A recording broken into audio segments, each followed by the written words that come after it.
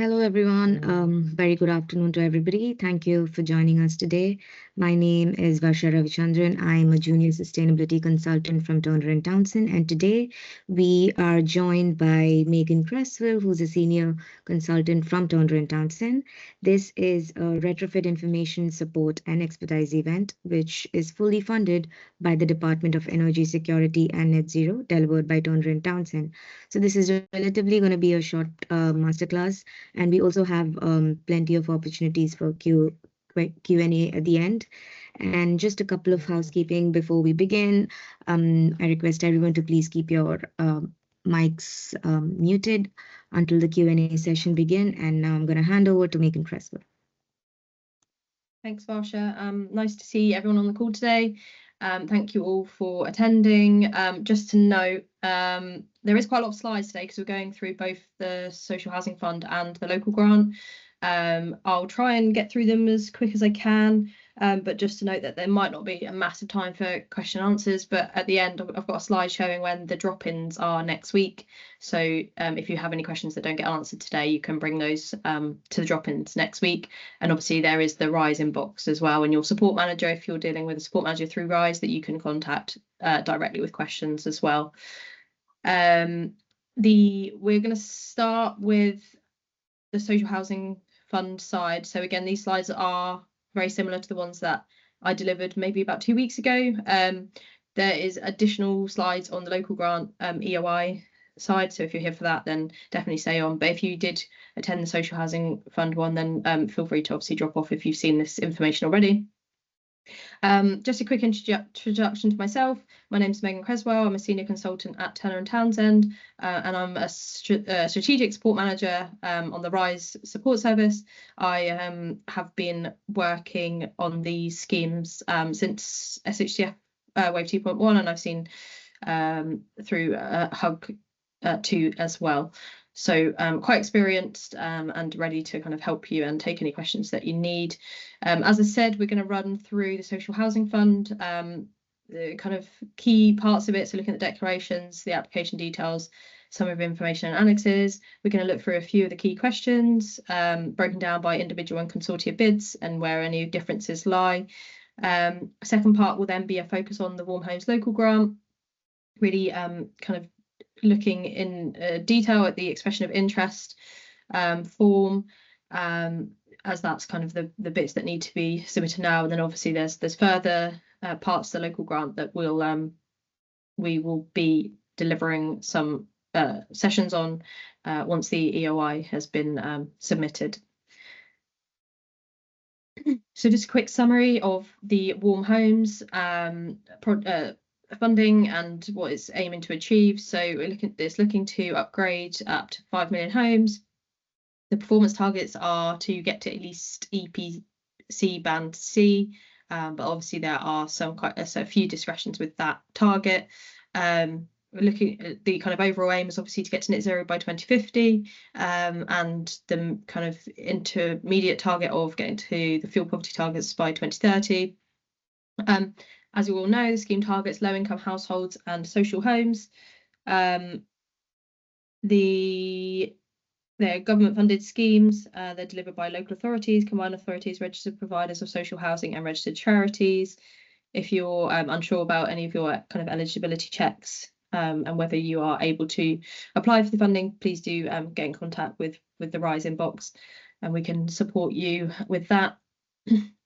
Eligible properties are those with EPC ratings of D to G in England, and overall is kind of supporting the delivery of energy performance upgrades and low carbon heating, with a big push actually on low carbon heating as we've seen in the guidance.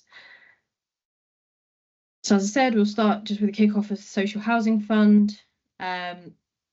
So hopefully, if you are applying for this, you have seen the guidance and you are starting to look through the various application forms or the one that suits your project. So it's obviously split into two. So there's the strategic partnerships application and the challenge fund kind of phasing model.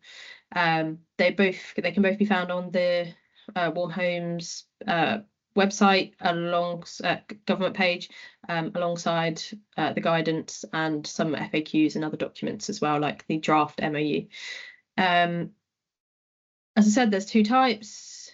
I think there's 4 forms because there are 2 types of forms, but kind of different options, obviously, depending on whether you're an individual or a consortia bid for either strategic partnerships or challenge fund. And there's a bit about to gain funding for retrofit program.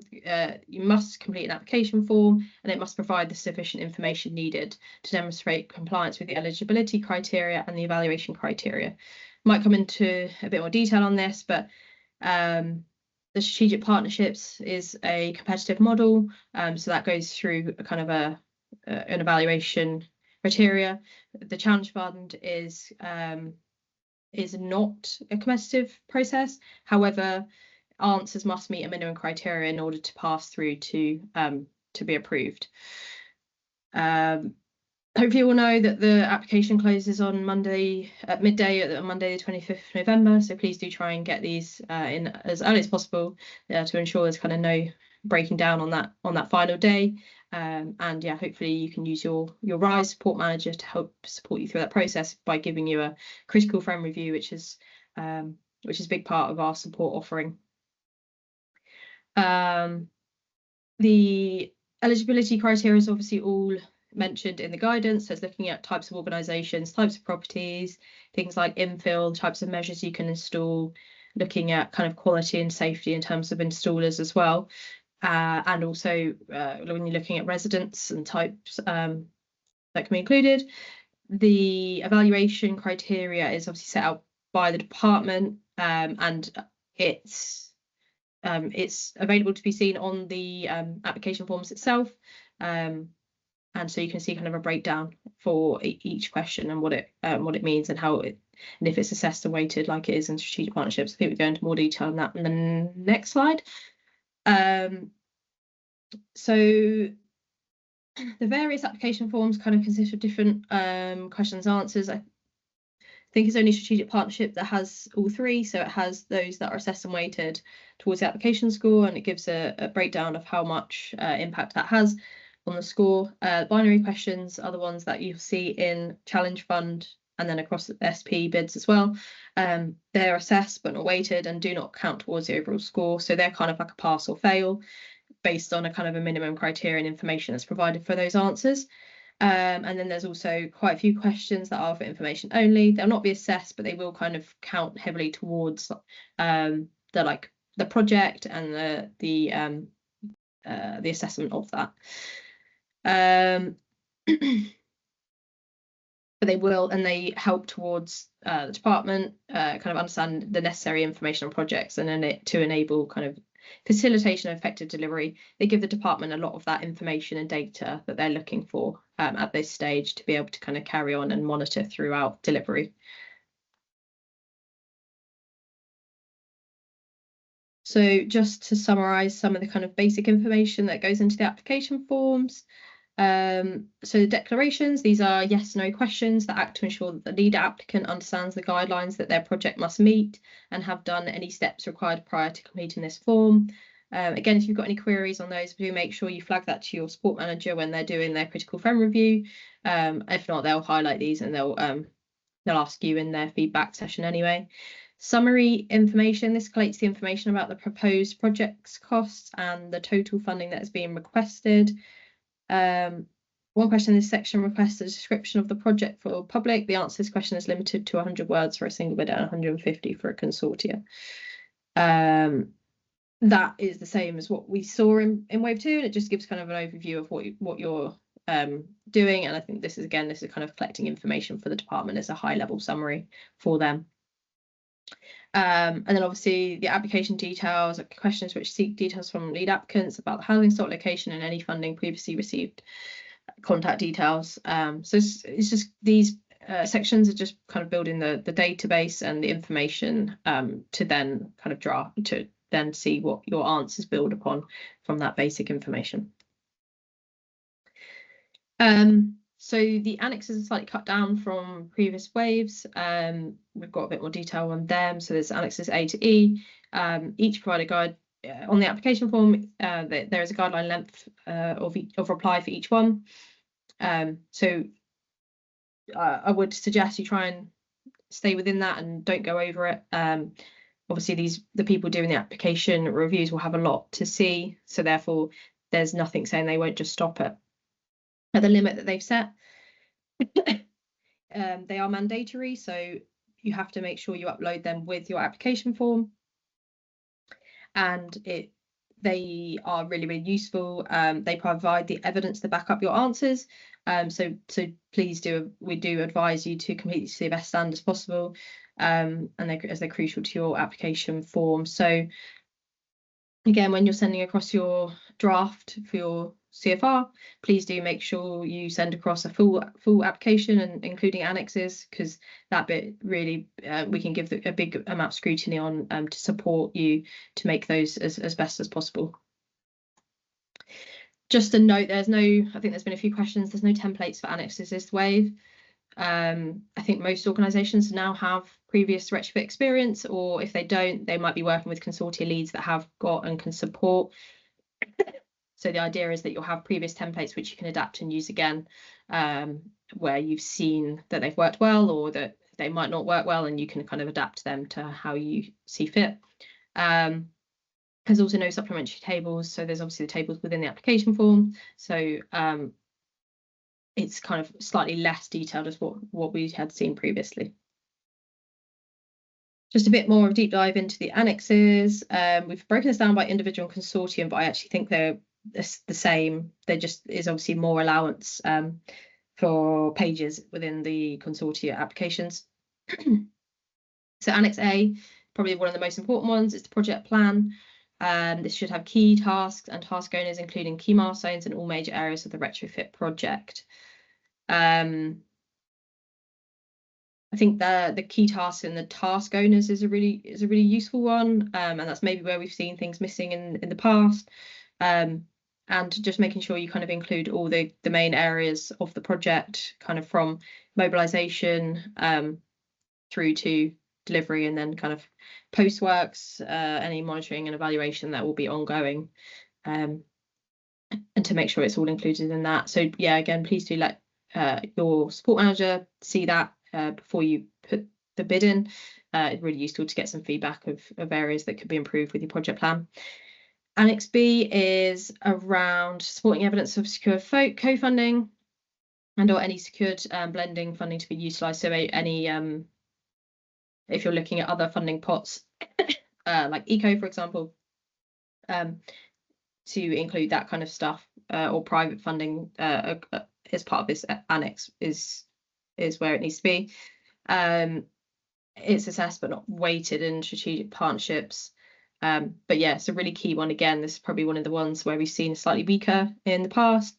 So if you can try and get like a letter of commitment signed by your CFO or equivalent at this stage, that's kind of probably a minimum. And if you can go further, like getting minutes from board meetings, kind of budget approval, sign-offs from directors, then yeah, it would be good to show, making sure you've kind of factored in any contingencies, and how you kind of calculated those as well. The risk and issues register. So there is no template, but there is some risks on the application form that need to be included within your risk register. So similar again to what we've seen before. There's quite a few listed out.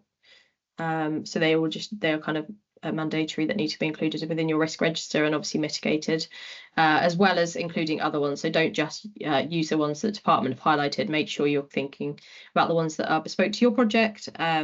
And it's good to list out quite a few. I'd say at least 15 to 20 maybe is a good amount of risks to have at this stage. And obviously that's something that then gets updated throughout delivery as well.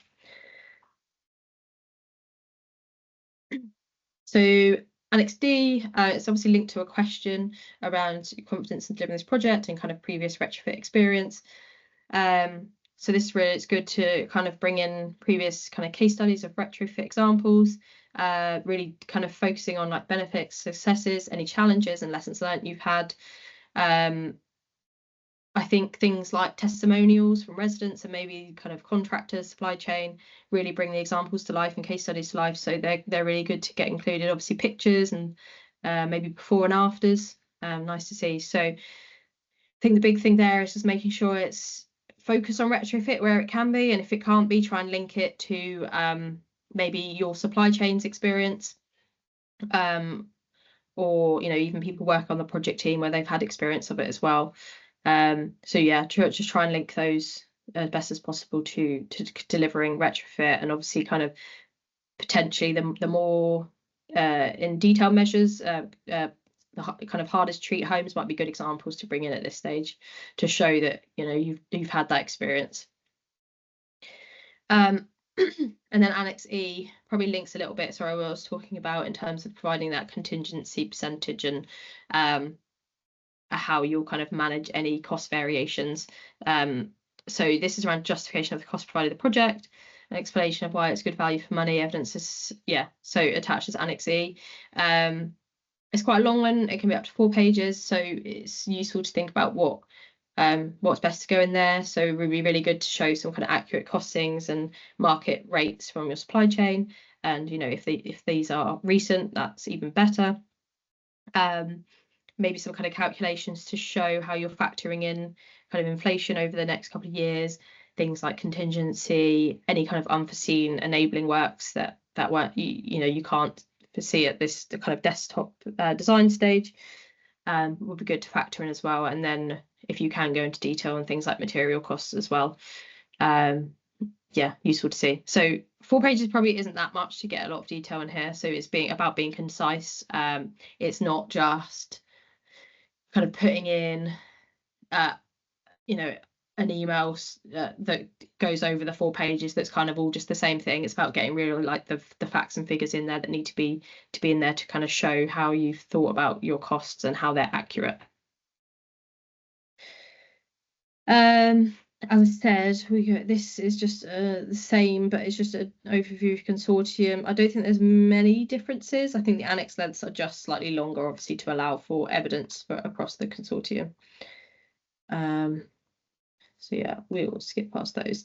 So now we'll just look at a few of the key questions. Again, this is broken down into individual consortia, so I'll probably skip over the consortia page slightly. There are a few differences though.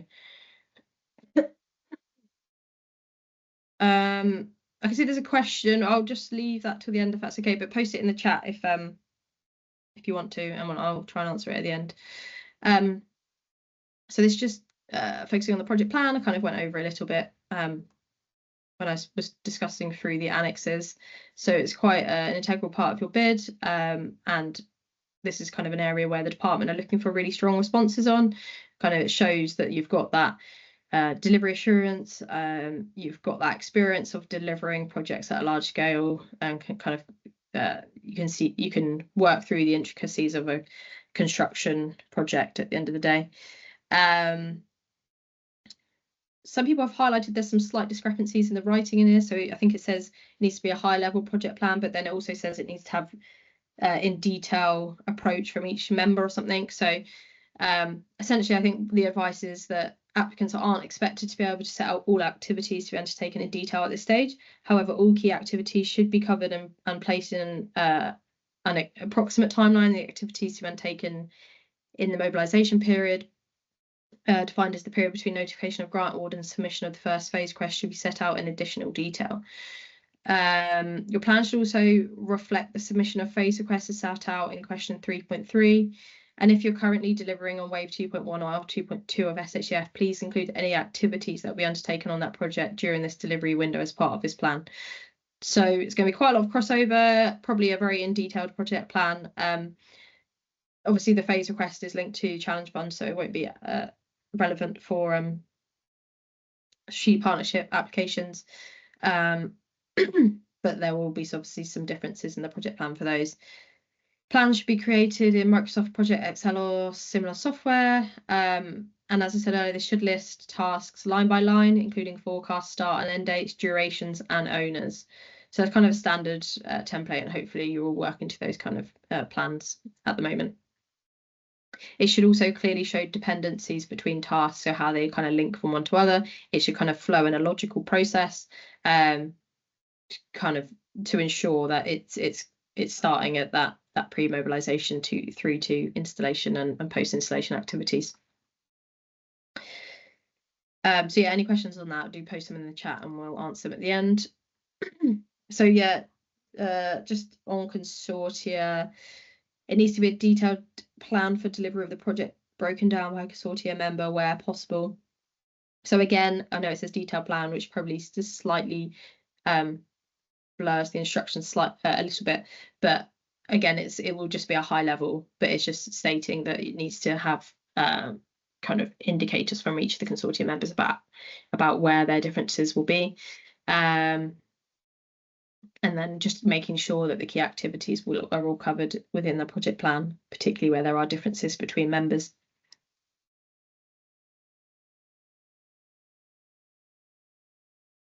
So this is one of the biggest answers.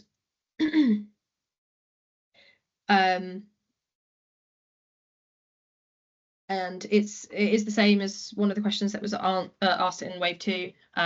So again, hopefully you can kind of, if you've applied for that, you can use your previous answers and just adapt them slightly to take into account any lessons you've learned from that previous delivery, and include them in this answer.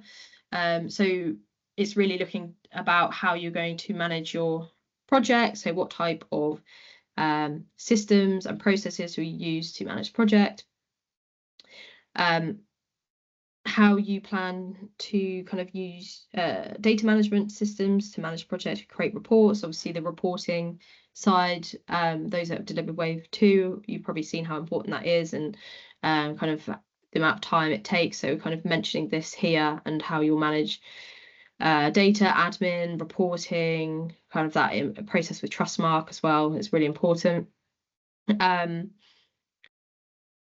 Making reference and breaking it down to managing to time, quality and cost is really useful because it kind of directly answers the question. And I know it's on an Excel sheet, but you can still break it down to paragraphs. So I would, obviously it's a big chunk of text, this answer, so do just make sure you break it down. It makes it easier for the person reviewing the answer to go through it and kind of tick off that each bit's been answered where they're looking.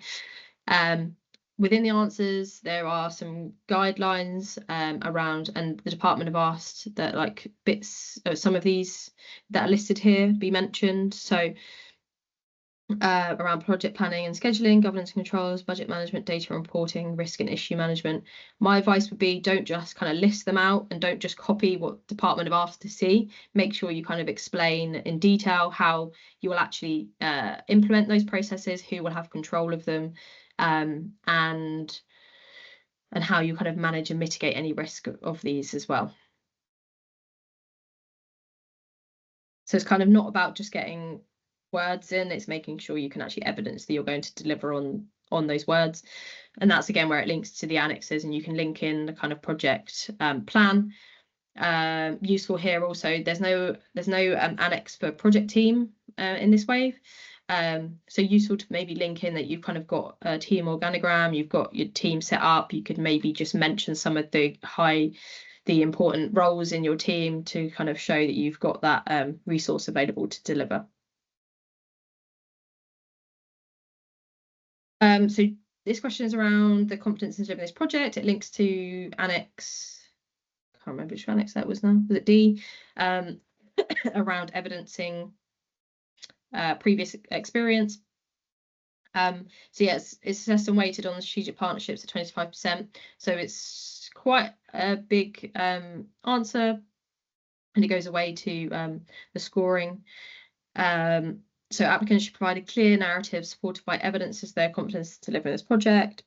Evidence of successful delivery should include an overview of the project and its objectives, and evidence of delivery performance.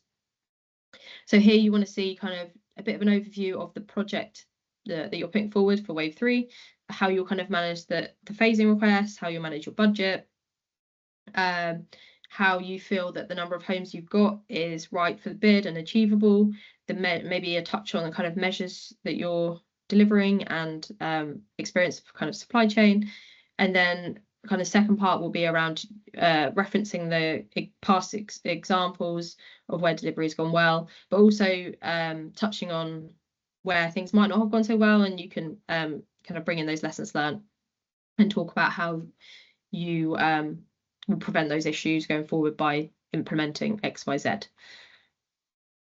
If your consortia, you can just touch on how obviously previous successful consortium. If you're a new applicant and potentially joining a consortium, you could provide evidence of previous consortium success, so touching on the consortium as a whole, and to show their track record of delivery.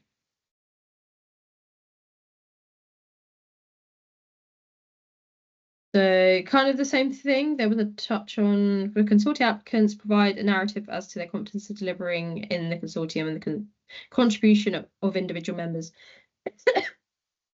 So if you're a very large consortium, that might be slightly challenging to touch on every single individual member, but I would suggest you at least kind of touch on the big members who are delivering a high number of homes and obviously a lot of the grant money.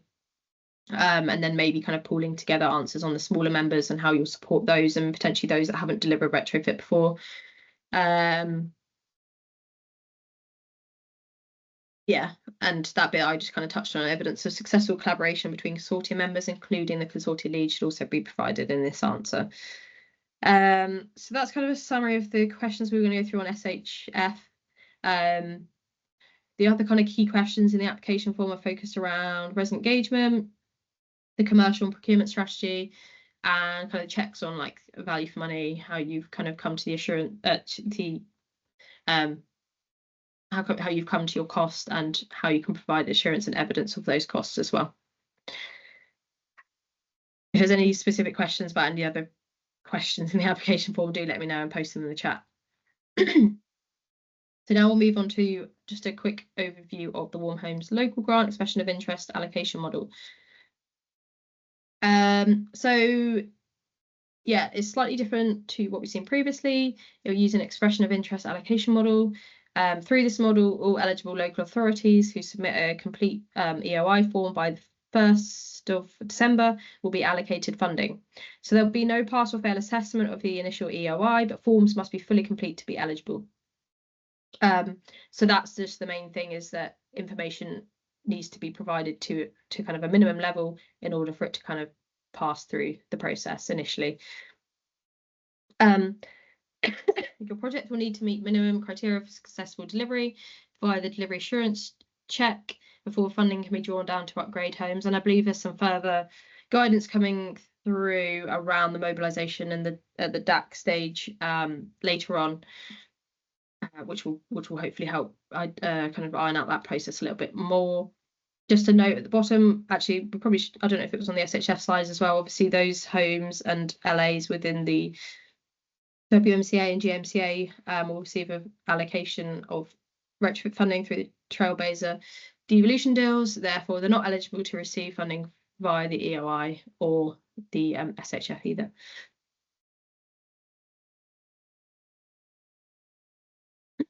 So just a quick introduction. Again, hopefully those applying for local grant have looked on already.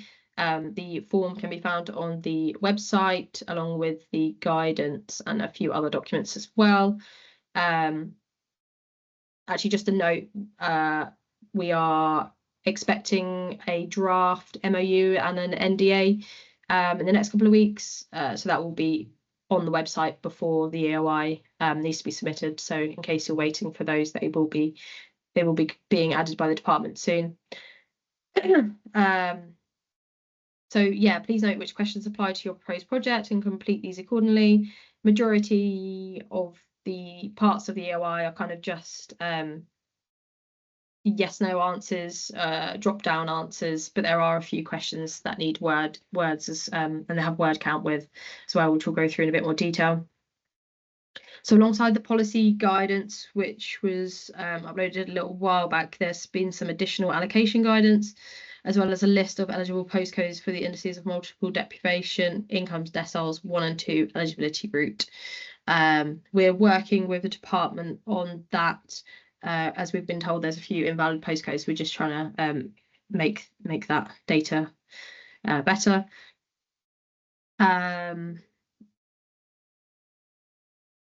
Yeah, and on the allocation guidance, I know a lot of you have obviously been in touch with RISE around the best 6-month practice. So we are getting information on that next week, which we'll be able to start giving to local authorities in order to know that information. So the EOI forms consist of 3 types of questions. So questions are the standard format for this EOI. Responses will be free text, multiple choice, yes, no, affirm, unaffirm statements. There's tables. They should be completed within the sections that are coloured white. Also, some things, if they're incorrect, will turn yellow, I think. So you'll know automatically whether they need checking. And again, you can go through your support manager if you've got any queries or you're unsure about something. Again, there's some declarations, that are statements that relate to the EOI submitting and must complete. So just going to break down the questions in each section. There's a brief overview of the section's purpose, the kind of questions that will be asked, and which questions are mandatory or optional. So the kind of sections are in different tabs across the EOI. So it's quite kind of straightforward to each kind of different topic that they're looking for information on. So each question comes in 3 parts. There's guidance section for each question coloured in light blue. There is a direct question with additional information about formatting or responding in a dark shade of blue. Your response should be placed in the white boxes to the right of or below the questions in the white sections of the table. I think there's formatting on there anyway, so it shouldn't, issues shouldn't occur, but just in case they do, that's useful to see. So we're just going to run through the different sections now. Section 1 and 2. Section 1 of the EOI form relates to the details of the persons and LAs involved in the EOI for Warm Homes Local Grant. Question 1, A to C and E to H are mandatory for all EOIs, with 1D and 1 being mandatory for consortia only. Section 2 of the EOI form consists of the declarations, which should be completed to affirm that the proposed project will abide by the rule and requirements of this scheme. And question 2A to F are mandatory for EOIs. Question 2G is optional. Question 2G should be completed where you are not able to affirm all declarations listed. In this case, provide an explanation as to why a specific declaration can be affirmed and why. I think there's a word count of maybe 250 words for that answer. So again, when your support manager does their CFR, they'll be able to review that question and provide any feedback where things might be missing. Section 3, this section is to provide details of the DAC and LA's procurement route. The DAC is a check of documents and procurement process, similar to what you would have done if you delivered HUG 2. This must be passed before moving into delivery. At this stage, LAs need to provide details of the intended DAC timing and procurement plans. So with the kind of new procurement laws coming in February, that's probably just one thing to be mindful of when you're working with your procurement teams on this application. Question 3A is mandatory for consortia. Questions 3B to G are mandatory for single LA EOIs and consortia intending to undertake the DAC at the same time. Just a note to say question 3E is especially important. His question is free text with a maximum of 250 words. So again, not many words to get in, so we're really looking for kind of concise detail in these answers. You should provide detail of your procurement methodology with expected timelines, with specific focus on how these timelines allow you to meet your selected DAC month.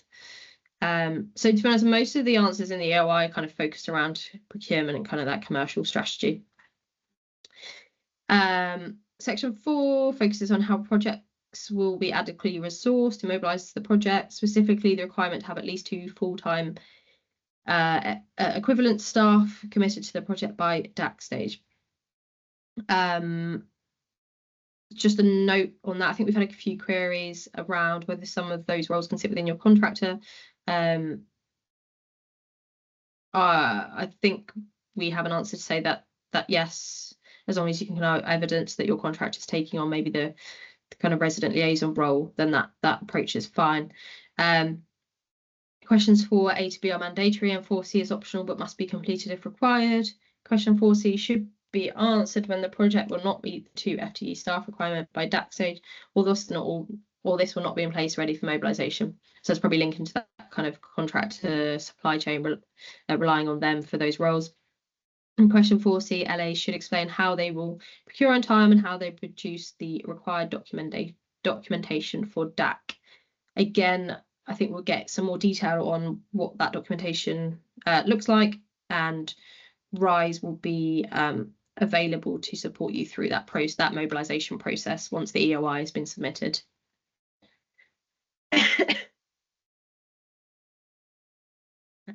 So section 5 is probably the most in-depth. This is around the allocation of funding. So obviously we expect the Warm Homes Local Grant to run for 3 to 5 years. 3 years has been guaranteed. There is not an overall funding allocation for the grant that there's no figure out there. The LAs will be asked to complete a table to show their best 6 months of past delivery on previous LAD or HUG scheme. And that information will be used as the basis for checking that LA funding allocations are deliverable, the local grant funding allocation against previous performance. The department will scale the best previous 6 months of delivery across the financial year, and projects will not be permitted to receive more than 10% more than their best previous performance, or 20% where strong justification for increased delivery is provided in each financial year.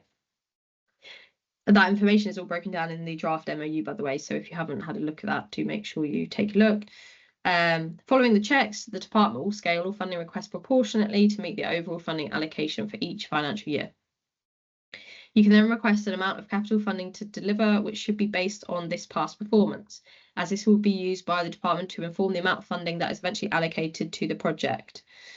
When you request an amount of capital funding, you will receive a calculated estimate of the number of homes that could be upgraded with the funding requested by your project, a breakdown of the split in each financial year of the total funding amount, the upfront payment amount, and the admin and ancillary allowance that produces, which is a maximum of 15%. Note that this is only a breakdown of your request for funding rather than what you will actually be allocated by DESNZ. So whatever gets submitted in your EOI might not be what gets allocated when the department have reviewed all of the EOIs. So quite a lot of text there, and essentially, as you can see the green box below, the RISE team will be on hand to support you with this section. So as of next week, we have got the templates. So please do get in touch with your support managers. At this stage, we need your proposed DAC date, and obviously if your consortia, breakdown of local authorities in your consortium, and if there's any different DAC dates being proposed, then we need that information.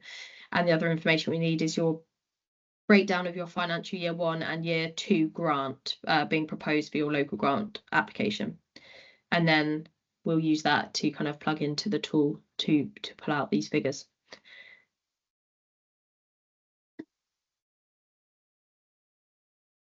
I will try and best answer some of these questions, but until I've kind of seen the tool, I think I will have to kind of take some of the questions away.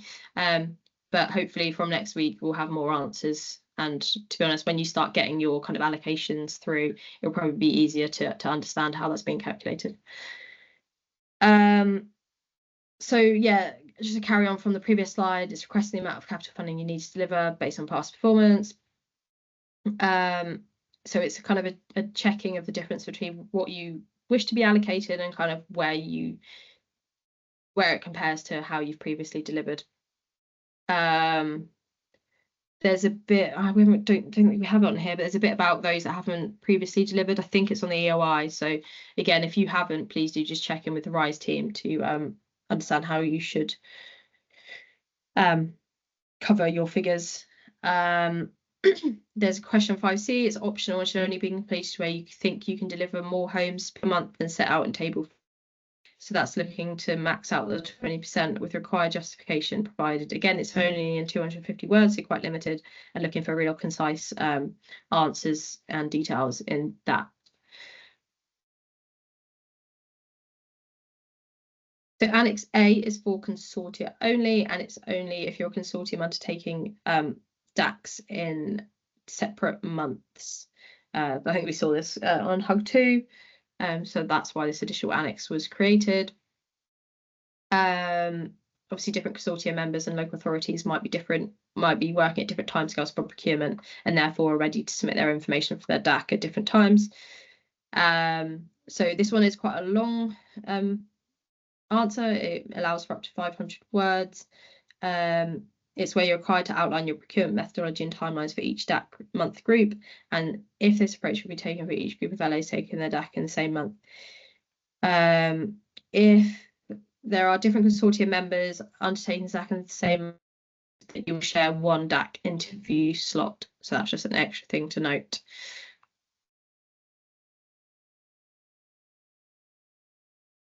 So that was quite a whiz tour. Apologies if I went too fast, but I wanted to make sure we had a bit of time at the end for some questions. So hopefully you should now understand a bit more about the topics, process of requesting grant funding for both the Warm Home schemes, type of questions on both application forms, and how these questions are structured on the application forms.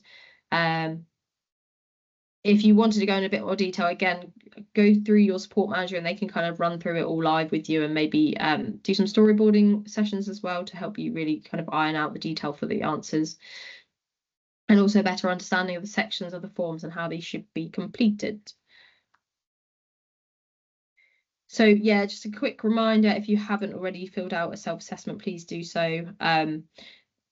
I know some people, I think, have emailed the RISE inbox directly, but if you've got a dedicated support manager, they're probably able to turn around some of the timescales in a bit quicker. So once you've done your self-assessment, we'll be in contact to get that booked in. It also means you can have a critical friend with your SHF bid or your local grant EOI. So yeah, please do get in touch through that process on the RISE website. And actually, just a note to say, these are there's just the thing around the masterclasses. The drop-ins are for local grant and social housing fund separately next week and the week after. So please do attend those if you've got any additional questions you need answering. And then there's a few more masterclasses that we're delivering as well next week. So you should get access to that. And if you needed the links, just get in touch with the RISE inbox.